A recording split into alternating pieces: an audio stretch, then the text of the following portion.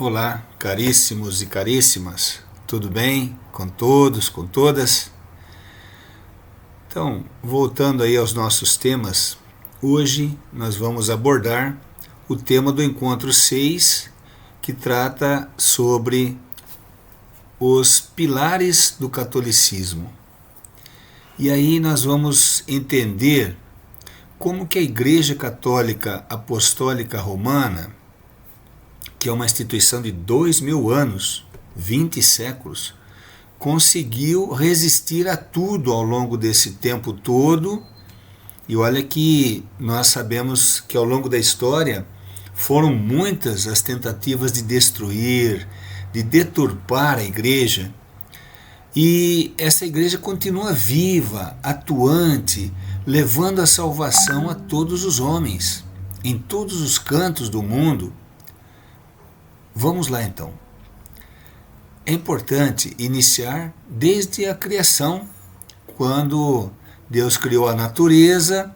Lá no 6º dia da criação, Deus criou o homem e o colocou como o centro, o rei da criação.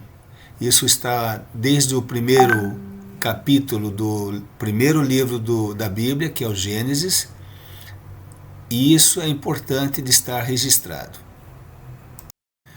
Nós lembramos então que houve a criação, paraíso terrestre, tudo muito lindo. Infelizmente o Lúcifer se rebelou contra Deus e depois tentou Adão e Eva, entrou o pecado na criação e Deus então arquitetou um plano de salvação. E nesse plano de salvação, Jesus Cristo é a figura principal. É o Redentor, é o Salvador. Jesus Cristo, a segunda pessoa da Santíssima Trindade. Todo esse plano começou lá em Abraão, 1850 a.C., mais ou menos. Passou por Moisés, Egito, fuga do Egito, libertação do Egito, etc. Tudo isso está lá no Antigo Testamento, que são 46 livros que estão na Bíblia. Aí Jesus Cristo, bem no centro do plano de salvação, que deixou a Igreja Católica Apostólica Romana sendo o instrumento de salvação ao longo dos séculos. Estamos aqui no ano 2020. Tudo isso que foi gerado em termos de ensinamentos está no Novo Testamento. Novo Testamento, 27 livros, somando tudo, 73 livros da Bíblia. E toda a fé católica fundamenta-se no plano de salvação. Tudo está contido dentro desse enorme plano que Deus arquitetou e desde Abraão está fazendo realizar, passando, como a gente disse, pelo Antigo Testamento, chegando a Cristo, que por sua vez deixou a Igreja como guardiã do depósito da fé e transmissora da fé para todas as gerações ao longo dos séculos que viriam depois de Cristo. Como nós dissemos, Jesus fundou a Igreja, Jesus, segunda pessoa da Santíssima Trindade, Deus. Então, quem fundou a Igreja Católica Apostólica foi o próprio Deus, com o objetivo de dar continuidade ao plano de salvação ao longo dos séculos. Quando Jesus fundou a igreja, ele disse para Pedro, que foi o primeiro Papa: Tu és Pedro, e sobre esta pedra edificarei a minha igreja. A minha igreja, a igreja de Deus, de Jesus Cristo, fundada pelo próprio Jesus. As portas do inferno não prevalecerão contra ela, como de fato não prevaleceram ao longo desses 20 séculos, e a igreja vai estar soberana até o final dos tempos. Eu, Jesus, Filho de Deus, Deus também, te darei as chaves do reino dos céus. Olha só, as chaves do reino dos céus. Ou seja, a chave de dar a salvação para a humanidade. Tudo o que ligares na terra será ligado nos céus, e tudo o que desligares na terra será desligado nos céus. Isso está lá em Mateus 16, 18. Veja que grande missão a da igreja. levar a salvação, ela tem as chaves do reino dos céus, ela tem todos os meios de salvação, e tudo que ela ligar aqui na terra será ligado nos céus, e tudo que ela desligar aqui na terra será desligado nos céus. É uma missão maravilhosa e grandiosa. Então, a missão da Igreja Católica Apostólica Romana é essa: ide por todo o mundo e pregai o Evangelho a toda criatura. Quem crer e for batizado será salvo, mas quem não crer será condenado. Marcos 16:15. Ou seja, Deus quer que todos os homens de todos os tempos sejam salvos e cheguem ao conhecimento da verdade. Primeira carta de Timóteo 2:4. Verdade é Jesus Cristo. Lá em João 14:6, o próprio Jesus disse: eu sou o caminho, a verdade e a vida. Então é preciso que Cristo seja anunciado a todos os povos de todos os tempos, todos os homens de todos os tempos. E desta forma, a revelação, que é Jesus, o plano de salvação, cheguem até as extremidades do mundo. Isso está lá no Catecismo da Igreja Católica, número 74. Daí vem o seguinte: a transmissão desta revelação divina, Jesus e o plano de salvação, Deus dispôs com suma benignidade que estas coisas que revelou para a salvação de todos os povos permanecessem sempre íntegras, completas, não corrompidas, e fossem assim transmitidas a todas as gerações. Isso está lá no documento chamado Dei Verbum, número 7, e no Catecismo 74. Então aqui nós vemos a Basílica de São Pedro, lá no Vaticano, que é a sede da Igreja Católica Apostólica Romana, o povo de Deus. E a Igreja Católica Apostólica Romana foi, sem dúvida alguma, a instituição deixada por Jesus Cristo antes da ascensão, com a missão de ser a guardiã do depósito da fé. Tudo aquilo que Deus quer que seja ensinado aos homens é o depósito da fé católica. E para a Igreja ser um instrumento de salvação para a humanidade ao longo dos séculos. Para que o depósito da fé fosse preservado, íntegro, completo, integral, incorruptível ao longo dos séculos, e já são 20 séculos como nós vimos, e pudesse ser transmitido de forma segura, unida, coesa, confiável, sem equívocos, procurando abranger todos os homens de todos os tempos, a nossa amada Igreja Católica Apostólica Romana fundamenta-se em 3 pilares, 3 fundamentos, que é a Sagrada Tradição, as Sagradas Escrituras e o Sagrado Magistério. Então, Deus se revela aos homens, os homens se relacionam com Deus através da religião.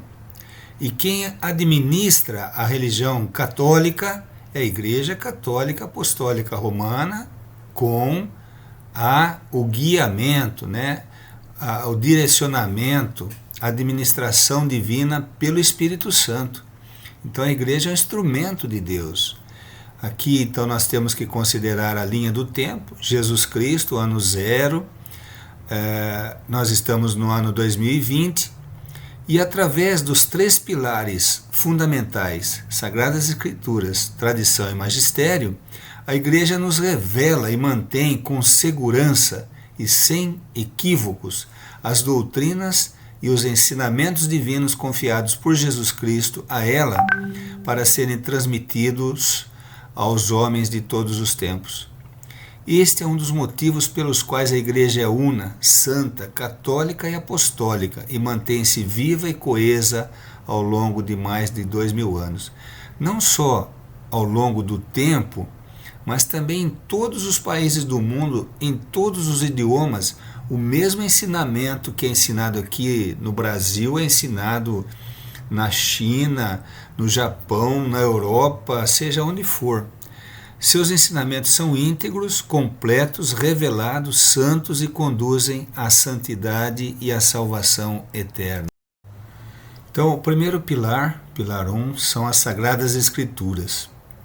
A Bíblia é a palavra de Deus, uma vez que foi redigida sob a inspiração do Espírito Santo, terceira pessoa da Santíssima Trindade. As Sagradas Escrituras, como as conhecemos, constituem o pilar da revelação direta e histórica da vida e dos ensinamentos dados pelo próprio Jesus Cristo, Filho de Deus. É isso que Deus queria que fosse ensinado aos homens. A Bíblia é basicamente a maior e mais verdadeira fonte histórica sobre nosso Senhor Jesus Cristo, que foi o centro do projeto de salvação.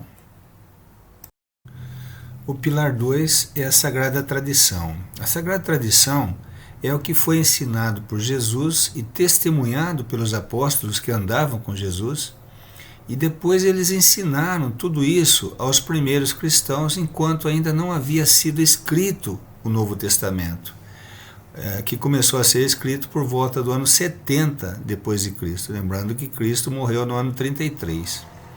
Os evangelhos foram transmitidos oralmente. Então eram pregações dos apóstolos baseadas na convivência, pregações e exemplos de Jesus, ou por escrito, pelo que escreveram os evangelistas a partir do ano 70, e os apóstolos também. Para que o evangelho sempre se conservasse inalterado e vivo na igreja, os apóstolos, que foram os primeiros bispos, que foram ordenados pelo próprio Jesus Cristo, deixaram como sucessores outros bispos, transmitindo a eles o seu próprio encargo de magistério, de ensino. Importante considerar a sucessão apostólica. Jesus ordenou o primeiro Papa e o primeiro Papa, São Pedro, ordenou os bispos que depois se tornaram papas, e assim veio. Hoje nós estamos no Papa Francisco. Ao longo dos séculos foram muitos papas, e o Papa Francisco delega então o magistério para os bispos e para outros padres, etc.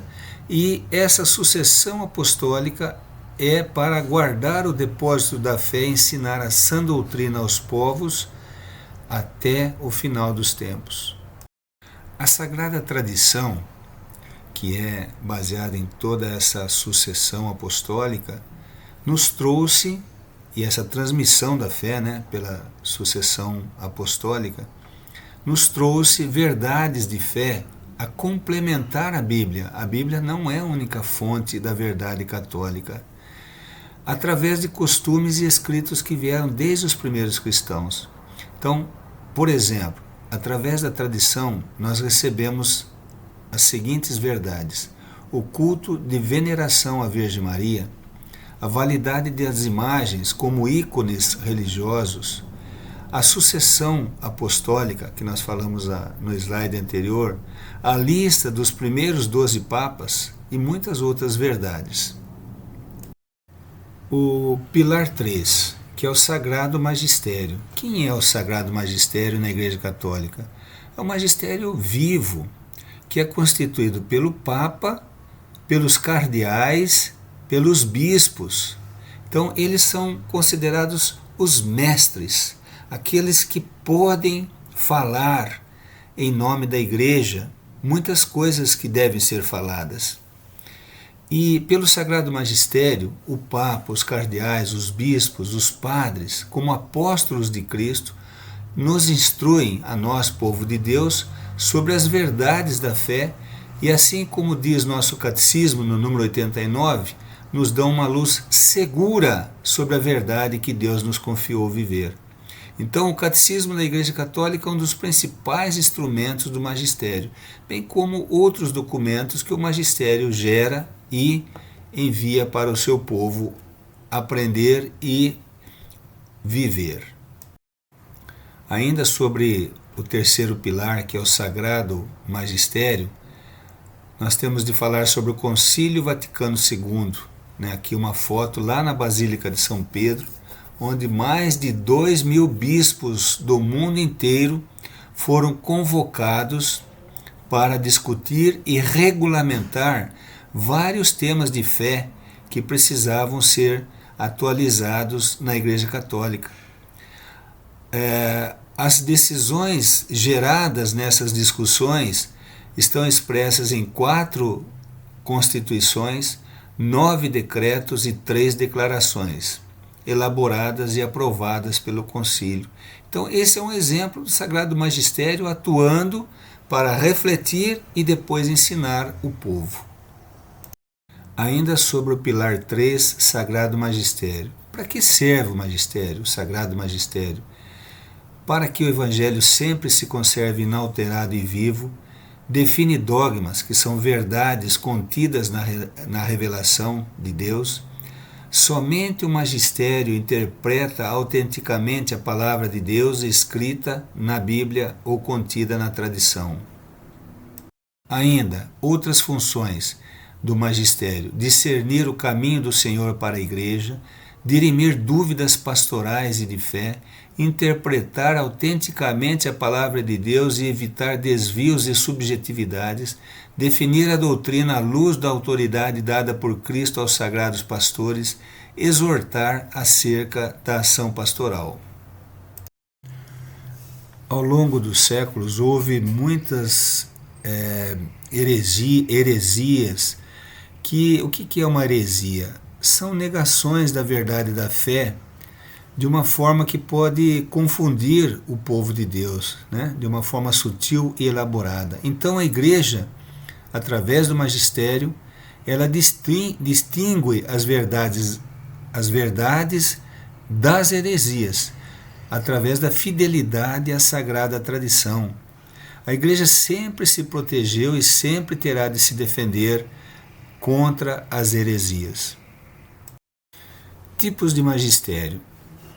O extraordinário, que acontece em situações necessárias, e aí o magistério se reúne num concílio, igual aquela foto do Concílio do Vaticano II que a gente mostrou atrás.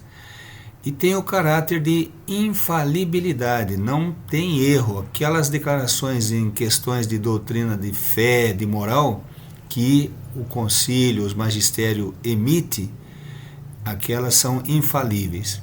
Foram 21 concílios ao longo da história e o último foi em 1965, o Vaticano II.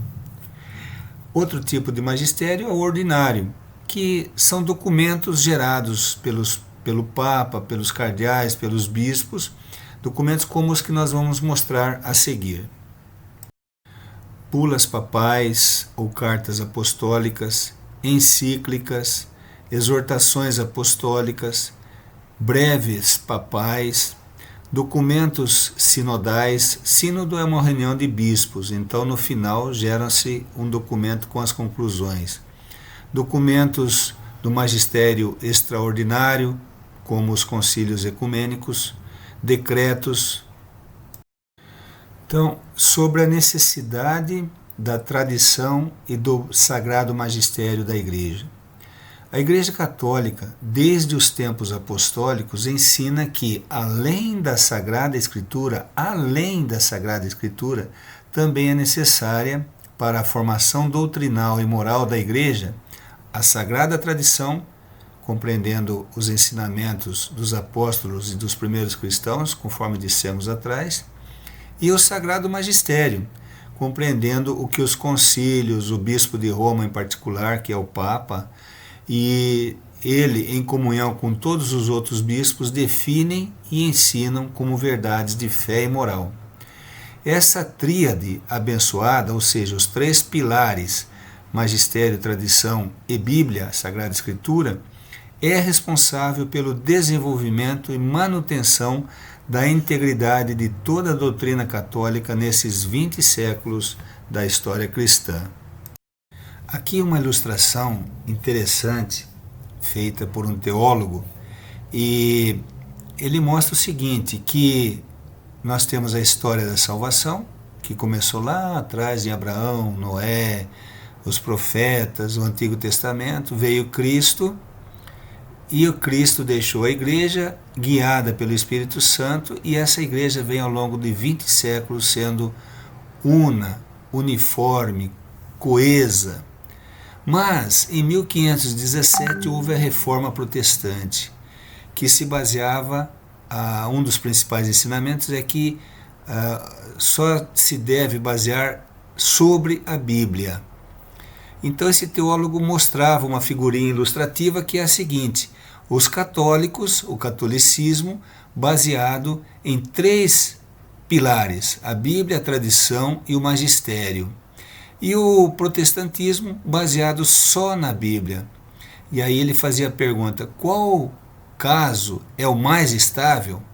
3 pilares ou um só? Ilustrando um pouquinho sobre o protestantismo. O protestantismo, desde 1517, nega tanto a tradição, que é um dos pilares da igreja, quanto o magistério, que é outro dos pilares da igreja, o magistério legitimamente instituído por Jesus Cristo. Para os protestantes, a única regra é a Escritura, sola Scriptura, conforme eles dizem. Somente a Bíblia e nada mais do que ela é regra de fé e de moral para o protestantismo. E ainda mais, a Bíblia podendo ser interpretada livremente por qualquer pessoa. É o chamado método do livre exame. Existe uma passagem no Evangelho de São João que tem mais de 250 interpretações. Qual delas seria a verdadeira? No catolicismo, o magistério dá a interpretação correta. Não há esse excesso de interpretações.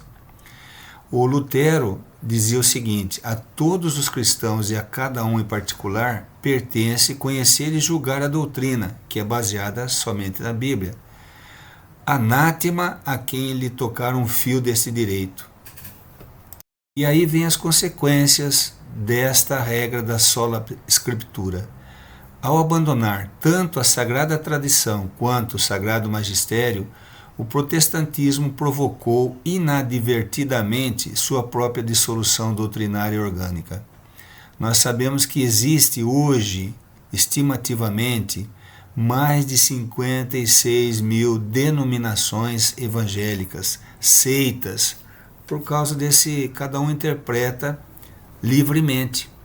Hoje, infelizmente, sob o elástico nome de protestantismo, se abrigam milhares e milhares de seitas evangélicas, doutrinariamente e disciplinadamente discordantes entre si, causando um escândalo à causa ecumênica e ao desejo expresso por Jesus Cristo, lá em João 17, para que todos sejam um e o mundo creia que tu, ó Pai, me enviaste.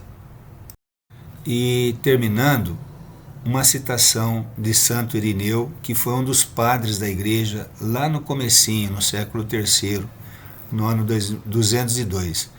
Ele dizia o seguinte: onde está a igreja, está o Espírito de Deus. E onde está o Espírito de Deus, o Espírito Santo, está a igreja e toda a graça. A missão por excelência da igreja é guardar intacta a mensagem que recebeu de Jesus e que salva a humanidade. E no último slide, uma ilustraçãozinha dos catequizandos voltando para a catequese. É isso mesmo, né, gente? Então tá bom. Por hoje é só. Obrigado a todos. Fiquem todos com Deus na oração, na missa, que não dá para ir na igreja, mas dá para assistir nas televisões católicas.